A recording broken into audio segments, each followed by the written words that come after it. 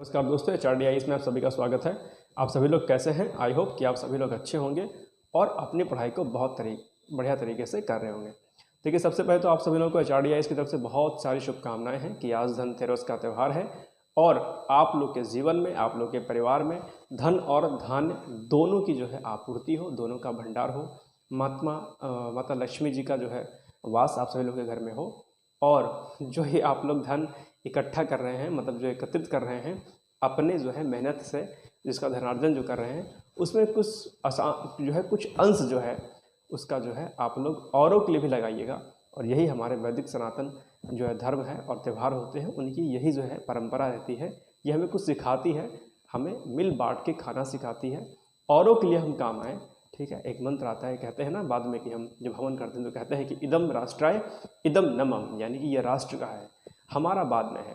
अगर आप गांव में जाते होंगे तो सब देखते होंगे घरों में कि जो क्या कहते हैं, खाना जब जो है क्या कहते हैं परोसा जाता है तो सबसे पहले हर सबका हिस्सा लगता है। पशु पक्षी जो वहाँ के जो जानवर रहते हैं पालतू, उनको सबको जो है कुछ कुछ अंश जो है उसका दिया जाता है। धन का अंश भी, यानी कि परमार्थ में जो है आपके जो है अंश धन का प्रयोग हो, ये जो है हमारा त्यौहार, हमारे धर्म सिखाता है हमें। और इसी भावना के साथ हमें त्यौहार को मनाना चाहिए। इसलिए दोबारा से आप सभी लोगों को बहुत सारी शुभकामनाएं हैं। खाइए पीजिए, मस्त रहिए और पटाखों को बहुत सही तरीके से चलाइएगा, जल ना जाए, इस चीज़ का विशेष ध्यान दीजिएगा आप लोग। चलिए अब आते हैं टॉपिक पर। ये तो हो गई त्यौहार की बात। आज तो मैंने आप लोगों से परसों कहा था कि अगले 3 महीने की, यानी कि 2.5 से 3 महीने की रणनीति हम बताएंगे। तकरीबन जो है आपके पास 2.25-3 महीने का समय है। ठीक है, और मैं बार बार कहता हूँ कि दरअसल ये समय 2 महीने का ही है, क्योंकि 1 महीना अभी देखिए 7-8 दिन अभी निकल जाएगा, फिर कुछ लोगों का कुछ और निकल जाएगा, तो ले दे करके ना 1 महीना ही बस, मतलब 2 महीना ही बचता है आप लोगों के पास मेरे हिसाब से। तो टारगेट आपका दरअसल 2 महीने के हिसाब से आप लोग करिए। हालांकि आप बहुत आश्चर्यचकित हो रहे हो, 2 महीने कैसे सर हो गया, मतलब अभी तो बहुत सारा बाकी है। तो दरअसल समय जाते हुए देर नहीं लगती है। ठीक, पढ़ने को आपके पास बहुत कुछ है और समय आपके पास ना के बराबर है। तो ऐसी स्थिति में आप अपने आप को थोड़ा सा स्ट्रिक्ट करिए। जब तक आप स्ट्रिक्ट नहीं करेंगे, अपने आप को बाउंड नहीं करेंगे, तब तक आप बेहतर तरीके से मेहनत नहीं करेंगे। तो इसलिए समय आप खुद से स्वयं से सोचिए। भले ही ठीक है 2.25 महीने 3 महीने हैं, लेकिन आप इस चीज़ को ना सोचें। चलिए अब बात करते हैं कि हमें इस जो है अगले जो 3 महीने, जो 2.25 महीने, 2 महीने 2.5 महीने जो बचे हैं, इसमें हमें दरअसल क्या करना चाहिए। देखिए, सबसे पहले तो ये कि अभी 2 टाइप के बच्चे होंगे, 2 प्रकार के। एक तो वो जो अपनी तैयारी को बहुत पहले से कर रहे होंगे, जो धुरंधर होंगे, जो ऑलरेडी यूपीएससी की प्रिपरेशन कर रहे हैं, पीसीएस की प्रिपरेशन कर रहे हैं। तो वो लोग वीडियो को स्किप कर सकते हैं, क्योंकि वो लोग ऑलरेडी जो है अपने आप में पारंगत होंगे और कमेंट्स में जो है अलग अलग टाइप के लोग जो है, खिलाड़ी लोग जो है आते रहते हैं और कमेंट करते रहते हैं। ठीक है, तो अगर आप लोग जानना चाहते हैं, इच्छुक हैं कि ROR की विशेष रणनीति क्या होनी चाहिए, तो आप देख सकते हैं। और अगर आप धुरंधर हैं, आप जानकार हैं, तो आप वीडियो को स्किप कर सकते हैं। ये वीडियो स्पेशली उन लोगों के लिए है जो बिगिनर्स हैं, राइट, जिन्होंने तैयारी अभी हाल फिलहाल में शुरू की थी या अभी वो फॉर्म फिल कर रहे हैं और ये सोच रहे हैं कि क्या इन 2.5 से 3 महीनों में तैयारी हो पाएगी या नहीं हो पाएगी। तो हम दोनों बिंदु पर बात करेंगे। पहले हम बात करेंगे कि वो विद्यार्थी जिनको लगभग 6-7 महीने या लगभग 1 साल का समय हो गया है तैयारी करते हुए। ठीक, तो पहले इन पर हम बात करेंगे।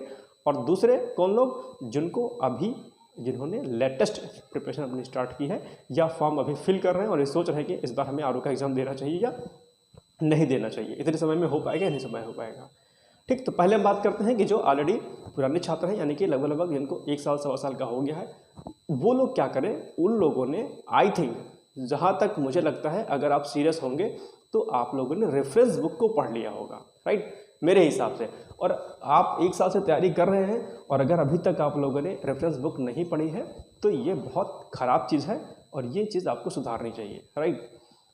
तो अगर आप लोगों ने रेफरेंस बुक पढ़ लिया है, तो अगर आप उसका रिवीजन कर सकते हैं तो आप रेफरेंस बुक को रिवीजन करते रहिए और साथ साथ में घटना चक्र और मॉक टेस्ट भी आप लोग लगाते रहिए। कौन लोग, जिनको समय हो गया तैयारी करते हुए।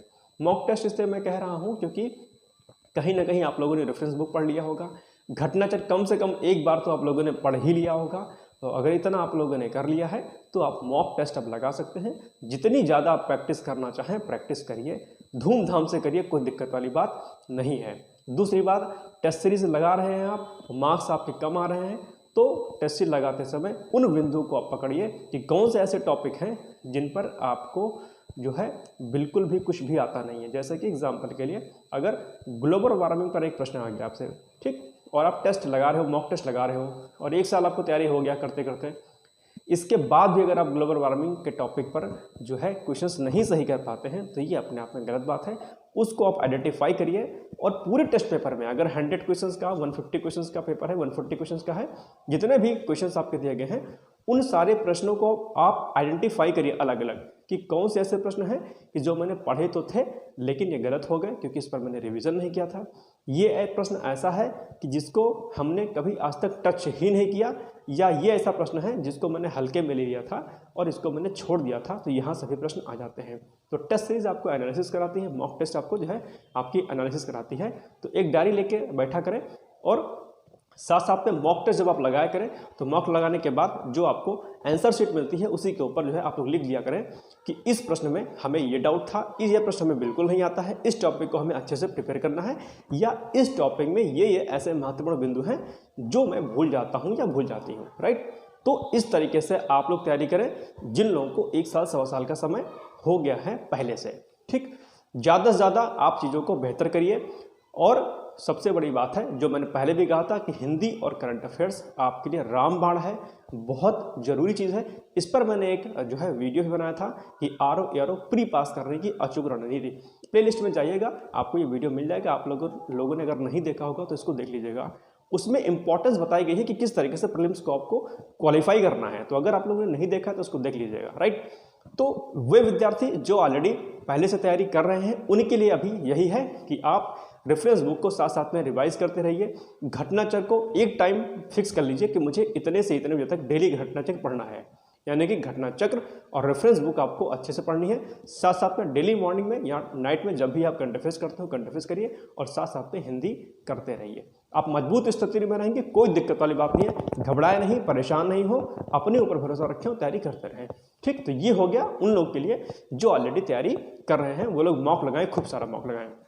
अच्छा, मॉक में एक प्रश्न ये भी उठ सकता है कि सर एक कोचिंग इंस्टीट्यूट के हमने टेस्ट लगा लिए हैं, क्या किसी और कोचिंग इंस्टीट्यूट के लगाएं?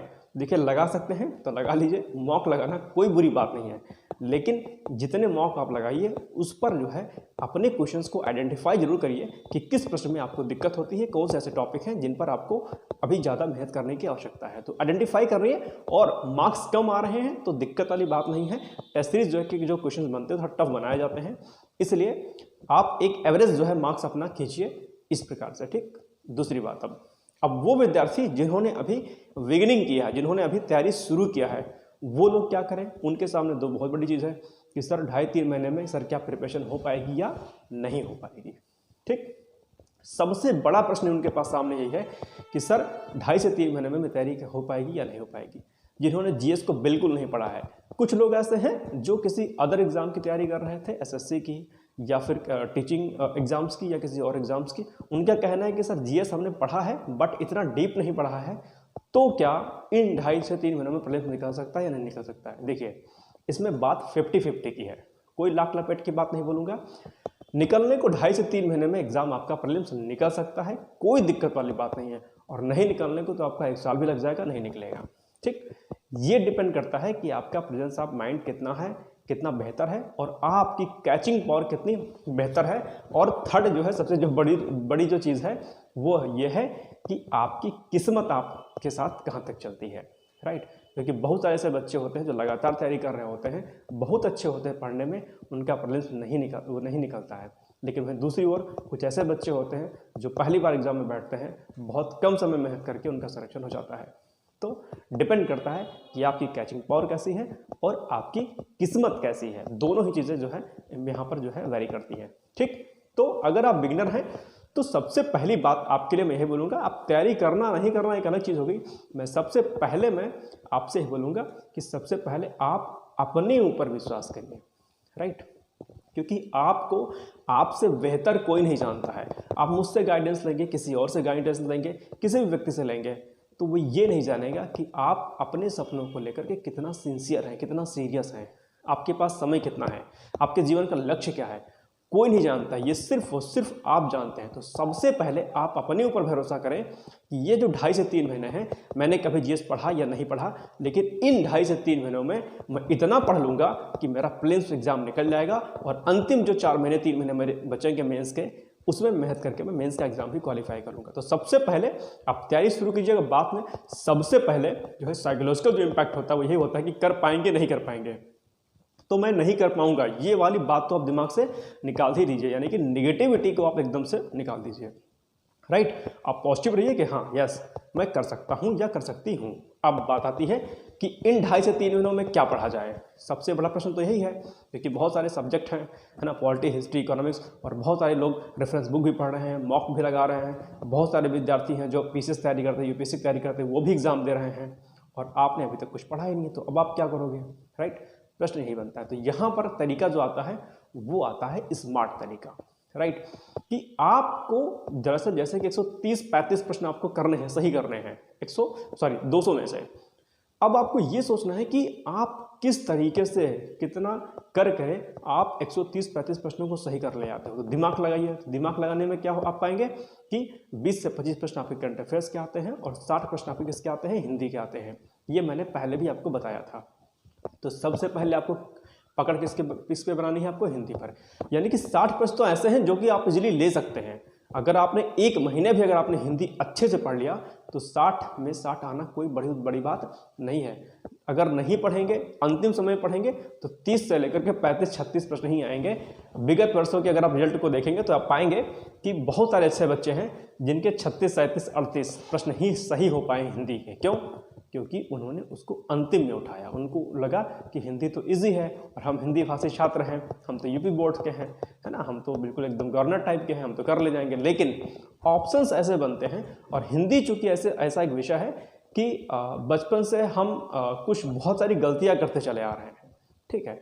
उसकी वजह से क्या होता है कि हम शब्दों को पकड़ नहीं पाते हैं, राइट। और विलोम शब्दों में क्या होता है, समान चीजें होती हैं, ठीक है। एग्जैक्ट हमें विलोम नहीं पता होता है। कई शब्द, एक शब्द के 2 विलोम हो सकते हैं, 3 हो सकते हैं, लेकिन जो हमने बचपन से रट्टा मारा है हम वही करके चले आएंगे और वही प्रश्न हमारा गलत हो जाएगा। इसलिए एग्जैक्ट विलोम को आपको लिखना होता है, एग्जैक्ट विशेषण को लिखना होता है, और एग्जैक्ट अन्य शब्दों को आपको लिखना होता है। इस पर आपको मेहनत करना पड़ेगा। मेहनत कर ले जाएंगे तो 55 से 60 प्रश्न आपके सही हो जाएंगे। कोई जो है दिक्कत वाली बात नहीं है। तो सबसे पहले क्या गोल आपको रखना है कि 60 में 60 मुझे लेके आना है एनी हाउ। यानी कि 135 प्रश्नों का अगर टारगेट करेंगे तो 60 प्रश्न आपके हिंदी से हो गए, ठीक। एक बात। दूसरी बात, करंट अफेयर्स। करंट अफेयर्स को भी आप सब लोग निगलेक्ट करते हैं कि फला पत्रिका आ जाएगी 6 महीने की तो उसको कर लेंगे, जो है ये पत्रिका आ जाएगी, ठीक है, इंपॉर्टेंट है वो। लास्ट में जो मैगजीन्स आती हैं सारी इंपॉर्टेंट होती हैं, उसमें उसको मैं कट नहीं कर रहा हूँ। लेकिन आप वो काम क्यों करते हो अंत में? जब आपको करंट अफेयर्स पढ़ना ही है तो रोज रोज थोड़ा थोड़ा करके क्यों नहीं पढ़ते हैं कि जिससे अगर 25 से 30 प्रश्न आएंगे तो आप 22 का टारगेट करके चलिए। मैं नहीं कहता हूं कि आप 25 के 25 कर ले जाएंगे, 30 के 30 कर ले जाएंगे, लेकिन अगर 30 प्रश्न आते हैं तो आप 26-27 का टारगेट करके चलिए। 25 आते हैं तो 22 से 30 प्रश्नों का टारगेट करके चलिए। अगर आप ऐसा करते हैं तो आप लीड ले पाएंगे उन बच्चों के कंपैरिजन में जो करंट अफेयर्स को अंतिम समय में तैयार करते हैं। अगर आप अंतिम समय में तैयार करेंगे तो अगर करंट अफेयर्स के 25 प्रश्न आएंगे तो आप 16-17 ही कर पाएंगे, 15 ही कर पाएंगे। और अगर आप लगातार पढ़ाई करेंगे तो आप अधिकतम अंक प्राप्त कर सकते हैं करंट अफेयर्स के सेक्शन में, ठीक। तो 60 प्रश्न हिंदी के हो गए, 20-22 प्रश्न किसके हो गए आपके, लगभग करंट अफेयर्स के। तो 60-20-80 85 प्रश्न के करीब आपके बन गए, ठीक। 80 से 85 प्रश्न। अब आपका पूरा का पूरा सेक्शन किसका बचता है, जो है जीएस का। और जीएस वाले सेक्शन में भी आप किसको तैयार कर सकते हैं, करंट क्या कहते हैं, यूपी स्पेशल को, एग्रीकल्चर को, सेंसस को, जनगणना को। यानी कि जनगणना से प्रश्न बहुत आते हैं, मैंने पहले भी आप लोगों से कहा था। और 2021 में जनगणना से प्रश्न कम पूछे गए थे। विगत वर्षों में जनगणना से प्रश्न ठीक ठाक मात्रा में पूछे गए हैं। इस बार भी पॉसिबिलिटी है कि इस बार सेंसस से प्रश्न ज़्यादा आएंगे, ध्यान रखिएगा। तो जनगणना से कम अगर मैं एवरेज 6 क्वेश्चन ही मान लूँ, 7 ही मान लूँ, तो 6-7 प्रश्न ये हो गए, और प्लस 10 से 12 प्रश्न, 10 प्रश्न जो है आपके यूपी स्पेशल से, और 5 से 6 प्रश्न आपके आते हैं एग्रीकल्चर से। तो लगभग जो है आपके 22 प्रश्न जो है आपके यहाँ से बन गए, ठीक। तो 80 तकरीबन क्वेश्चंस आपके पहले बन गए थे करंट अफेयर्स हिंदी से 80 से 85, 20 लगभग इधर बन गए, लगभग 100-105 का आंकड़ा आप इन्हीं सारे सेक्शन से पूरे कर लोगे। बाकी का जो सेक्शन बचेगा जीएस का, उस जीएस में से जिस सब्जेक्ट में आप कंफर्टेबल फील हो, ठीक, जैसे आप बिगनर्स हैं तो हो सकता है आपके साइंस बैकग्राउंड के हो, तो आप साइंस और एनवायरनमेंट के सेक्शंस को स्ट्रॉन्ग कर लीजिए, क्योंकि आप उसमें जो है क्या कहते हैं कंफर्टेबल फील करेंगे, आपके लिए वो साइंस का सेक्शन शायद इजी रहेगा। तो लूसेंट को उठाइए साइंस के लिए और रट्टा मारना इसका स्टार्ट कर दीजिए, घटना के साथ में इसको रेफरेंस बुक के फॉर्म में इसको इस्तेमाल आप कर सकते हैं। ठीक, इसके अलावा एनवायरनमेंट एक इजी सेक्शन होता है, पॉलिटी आल्सो इजी है, ये कम सेक्शन है। अगर घटना चक्र आप पॉलिटी की, एनवायरनमेंट की, साइंस के 3 जो घटना चक्र ये हैं, आप कोई रेफरेंस बुक अगर नहीं पढ़ते हैं, अगर 3 चीज़ें अगर यही कर लेते हैं तो भी आप जो है ठीक ठाक क्वेश्चन आप इन तीनों सेक्शन से कर ले जाएंगे। ठीक, तो जो मैंने पहले बताया Hindi, current affairs, UP special, agriculture, census, plus इसके साथ में क्या करना है आपको, पॉलिटी और साइंस और एनवायरनमेंट, इतना सेक्शन कर ले जाएंगे तो 120-25 जो है आंकड़ा जो है आप उसको छू ले जाएंगे। अभी आपके पास बचेगा हिस्ट्री, आपके पास बचेगा अभी ज्योग्राफी, अभी आपके पास बचेगा जो है इकोनॉमिक्स वगैरह। ठीक, तो इस तरीके से जो है बाकी सेक्शंस जो बचे हुए हैं उनमें से आप कुछ प्रश्न कर लीजिएगा, जैसे कि मॉडर्न हिस्ट्री से कर सकते हैं आप, अच्छे प्रश्न कर ले जाएंगे वहाँ से। ठीक है, ज्योग्राफी, इंडियन ज्योग्राफी पर फोकस ज़्यादा करिएगा। एक ज्योग्राफी की बात आ गई तो मैं आपको बता दूं कि अगर आप लोगों की ज्योग्राफी अच्छी होगी तो ज्योग्राफी को बहुत बढ़िया तरीके से करिएगा, क्योंकि आर में ज्योग्राफी से क्वेश्चंस बहुत ज़्यादा पूछे जाते हैं। तकरीबन 30-35 प्रश्न जो है आपके ज्योग्राफी के बहुत जो है इजीली फॉर्म में पूछे जाते हैं। इसमें जो है अगर आप देखेंगे विगत वर्षों के प्रश्न पत्रों पर ध्यान देंगे तो आप पाएंगे कि सबसे ज़्यादा जो क्वेश्चंस आते हैं वो ज्योग्राफी से आते हैं। तो अगर आपके पास बीए वगैरह में, एमए में अगर ज्योग्राफी होगी तो ज्योग्राफी वाले सेक्शंस को आप लोग स्ट्रॉन्ग कर लीजिएगा। मेरे कहने का मतलब यह है कि आप जिस बैकग्राउंड से होंगे और जिस सब्जेक्ट में आप कंफर्टेबल फील करते होंगे या जो सब्जेक्ट आपका स्ट्रांग होगा, उन सब्जेक्ट पर आप पकड़ अच्छे से बना लीजिएगा। मेरे कहने का मतलब यह है, आपको एक एक प्रश्न इकट्ठे कर रहे हैं, आपको पोथी पत्र उठाकर पढ़ते नहीं चला जाना है, क्योंकि आपके पास समय ही नहीं है। You are beginners. आपको क्या काम करना है, आपको घटना चक्र, current affairs, Hindi, UP special, census और एग्रीकल्चर, इतना पे फोकस करना है। साथ साथ में अंतिम जो सब्जेक्ट आपके बचेंगे उसमें से पॉलिटी, साइंस और एनवायरनमेंट, इतना आपको करना है। और इसके साथ साथ में मॉक टेस्ट आप लोग लगाइएगा। अब बिगनर्स हैं तो अभी तो आपका तैयार नहीं होगा, जाहिर सी बात है, तो मॉक टेस्ट लगाने का अभी फिलहाल कोई मतलब नहीं है। हाँ, 1.5 महीने पहले, करीब 1 महीने पहले आप लोग जो बिगनर्स हैं वो लोग जो है मॉक टेस्ट यानी कि टेस्ट सीरीज लगाना शुरू कर दीजिएगा। जितनी ज़्यादा प्रैक्टिस करेंगे उतनी ज़्यादा प्रैक्टिस करना आपके लिए जो है लाभकारी सिद्ध होगा। और इसके साथ में पीवाईक्यूज जो है जरूर लगा लीजिएगा। पीवाईक्यूज किसके, पीवाईक्यूज आपके यूपी पीसीएस आरओ के, ठीक, तो उसमें शिल्पी पब्लिकेशन या फिर क्या कहते हैं युद्ध का आता है, और इसके साथ साथ में यूपी पीसीएस का जो प्रीलिम्स का जो ओल्ड क्वेश्चन पेपर होता है, पीवाईक्यू होता है, उसको भी आप लोग लगा लीजिएगा। तो 2 चीज़ें हो गई, और एक चीज़ इसमें आपको और एक्स्ट्रा करनी है, ये चीज़ दोनों लोग के लिए करनी है। क्या करना है कि हाल फिलहाल में आयोग ने जो भी परीक्षाएं कराई होंगी उनके जो जीएस के और हिंदी के अगर प्रश्न होंगे उनको आप लोग अच्छे से कर लीजिएगा। साथ साथ में जो हिंदी भाषा के जो पीएससी है यानी कि जो स्टेट कमीशन है, वहाँ से भी जो प्रश्न आए हैं करंट अफेयर्स के और जीएस के, उनको भी आप लोग कर सकते हैं। लेकिन यूपी पीसीएस द्वारा आयोजित जो भी परीक्षा अभी हाल फिलहाल में हुई हैं उनके प्रश्न पत्रों को आप यूट्यूब के माध्यम से या इंटरनेट से कहीं से भी डाउनलोड करके आप उनको हल कर लीजिएगा, क्योंकि जो पीसीएस अपने जो क्वेश्चन पेपर कराता है, जो एग्ज़ाम कराता है, उससे जो है प्रश्न आपके आने वाली जो भी परीक्षाएं होती हैं उसमें सीधे सीधे प्रश्न पूछ लेता है। तो 5 से 6 प्रश्न जो है आपके विगत जो है क्या कहते हैं एग्जाम जो भी हाल फिलहाल में हुए होंगे आयोग के, वहीं से आ जाते हैं। तो इस चीज़ का आप लोग विशेष ध्यान दीजिएगा, आप बिगनर्स हैं तो भी, और अगर आप अभी जो है क्या कहते हैं पुराने धुरंधर खिलाड़ी हैं तो भी। हालांकि आप लोग को तो पता ही होगा, जो ऑलरेडी पहले से तैयारी कर रहे हैं उनको मैं क्या बताऊँ। ठीक, तो ये हो गई आपकी रणनीति। इस तरीके से आपको बेहतर तरीके से काम करना है, राइट। अब एक बात इसमें और महत्वपूर्ण बात है कि सर पढ़ाई कैसे करें, मतलब कितना पढ़ें, कितनी देर तक पढ़ें। तो दरअसल ये आपके ऊपर निर्भर करता है। अगर आप सुबह उठने के आदी हैं तो आप सुबह उठ के पढ़िए, और अगर आप शाम को पढ़ सकते हैं तो रात में पढ़िए। ठीक है, एक सब्जेक्ट अगर आप दिन में पढ़ना चाहते हैं तो एक सब्जेक्ट पढ़िए, 2 सब्जेक्ट या 3 सब्जेक्ट अगर लेके चलना चाहते हैं तो 2 से 3 सब्जेक्ट लेके चलिए। ये दरअसल आपके अपने ऊपर निर्भर करता है, और ये आप किसी और से पूछते हैं तो दरअसल ये बेवकूफ़ी होती है कि सर एक दिन में मैं 2 सब्जेक्ट पढ़ूँ कि 3 सब्जेक्ट पढ़ूँ कि एक ही पढ़ूँ। ये आपकी अपनी व्यक्तिगत चीज़ होती है, और आप कितना ज़्यादा कैच कर सकते हैं चीज़ों को ये आप ही बेहतर जानते होंगे, मैं नहीं जानता हूँगा या कोई और नहीं जानता होगा। तो आपको लगता है कि एक दिन में घटना चक्र, रेफरेंस बुक और मॉक आप लगा सकते हैं तो बेहतर तरीके से लगाइए। हाँ, अगर आप मुझसे पूछेंगे कि सर क्या बेहतर रणनीति हो सकती है, तो मैं आपसे कहूँगा कि सबसे पहले तो आपको डेली मॉर्निंग में करंट अफेयर्स करना है, जो आपका रूटीन होना चाहिए। मैं वो बता रहा हूँ अपने अनुसार जो मुझे बेहतर लगता है। तो सबसे पहले आपको क्या करना है, करंट अफेयर्स करना है डेली। इसके अलावा आपको करना है हिंदी, और इसके बाद फिर आपको घटना चक्र या फिर इसके साथ में रेफरेंस बुक, और जो है बाद में जो है एक पेपर जो है आपको डेली प्रीवियस ईयर का लगाना है, चाहे आरओ का यूपी पीसीएस का। ठीक है, प्रीवियस ईयर पेपर लगाना सबसे महत्वपूर्ण है। उसके बाद घटना चक्र या रेफरेंस बुक जो भी आप लगा पाएँ लगाएं। इसको आप लोग एडजस्ट कर सकते हैं, सुबह या दोपहर आप अपने अनुसार कर सकते हैं, लेकिन इतना आपको करना चाहिए हर हाल में किसी भी तरीके से।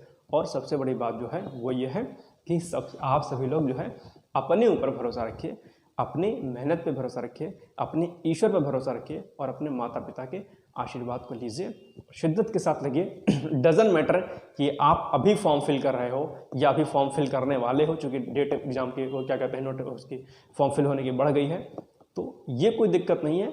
और आपको डरना नहीं है कि कोई 4 साल से तैयारी कर रहा है, आप कैसे बीट करोगे उसे, कुछ मैटर नहीं करता है। मैटर करता है कि आप दरअसल कितने होशियार हैं औरों के कंपैरिजन में। आपकी बुद्धि की जो है विलक्षणता जो है बहुत अच्छी हो सकती है, इसलिए आप अपना कंपैरिजन किसी के साथ नहीं करें। You are the best, I am the best, इस फॉर्म में आपको काम करना है। अगेन आपको बहुत सारी शुभकामनाएं हैं। आप लोग बिगनर्स हैं या पुराने खिलाड़ी हैं, यानी कि पुराने छात्र हैं, आप सभी लोग तैयारी करिए। एक रिक्वेस्ट आप लोगों से प्लीज़ है कि अनवांटेड कमेंट आप लोग ना किया करें, ये अनमेच्योरिटी को आपको दिखाता है। आप लोग बहुत सारे ऐसे में कमेंट्स आ जाते हैं कि जो पूरा वीडियो नहीं देखते हैं कि कौन क्या कह रहा है और उस पर कमेंट करना शुरू कर देते हैं। तो ये जो बचकानी हरकतें वो प्लीज़ आप लोग ना करें, ये गलत चीज़ होती है और इस पर कार्रवाई भी हो सकती है, ये चीज़ भी मैं आपको बता दूँ। इसलिए ठीक है, अगर आप बहुत जानकार हैं तो निश्चित तौर पर ये अच्छी बात है, शुभकामनाएं हैं, आपका सिलेक्शन हो, लेकिन आप दूसरों का कंपैरिजन ना करें बिल्कुल, कि अगला अगर कोई बता रहा है तो वो किस पोस्ट पे है, किस जगह पे है, ये हमारी अपनी व्यक्तिगत चीज़ें होती हैं। ठीक है, ये शेयर करना नहीं सही लगता है। इसलिए अगर कोई समझा रहा है, आपको चीज़ें समझ में आती हैं तो आप समझिए, आपको लगता है कि अननेसेसरी है, नहीं समझ में आती है तो कोई बात नहीं, लेकिन अनवांटेड कमेंट्स ना करें प्लीज़, नहीं तो मुझे कमेंट सेक्शन ऑफ करना पड़ेगा और इसकी वजह से औरों का नुकसान बहुत होगा। ठीक है, क्योंकि गाइडेंस की कमी बहुत होती है और एक लोग की वजह से सबको नुकसान हो, ये नहीं होना चाहिए। ठीक है, तो फिर आप सभी लोग को बहुत सारी शुभकामनाएं। ये थोड़ा सा मैंने बता दिया क्योंकि अनवांटेड जब कमेंट्स आते हैं तो चीज़ें थोड़ी सी खराब होना शुरू हो जाती हैं। ओके, फिर थैंक यू सो मच, आपने इतनी देर तक मुझे सुना, तकरीबन 22.5 मिनट का समय हो रहा है। और अब फिर से आप लोग को बहुत सारी शुभकामनाएं दीपावली की। आज मॉर्निंग में करंट अफेयर्स नहीं आ पाया था, कल मॉर्निंग में आ जाएगा, आप लोग देखिएगा। और अगले 2-3 दिन छुट्टी रहेगी, आप लोग खूब सारी मस्ती करिए, खाइए पीजिए, और बहुत सारी शुभकामनाएं। और आप सभी लोगों के माता पिता को मेरी तरफ से सादर नमस्ते। जय हिंद, जय भारत।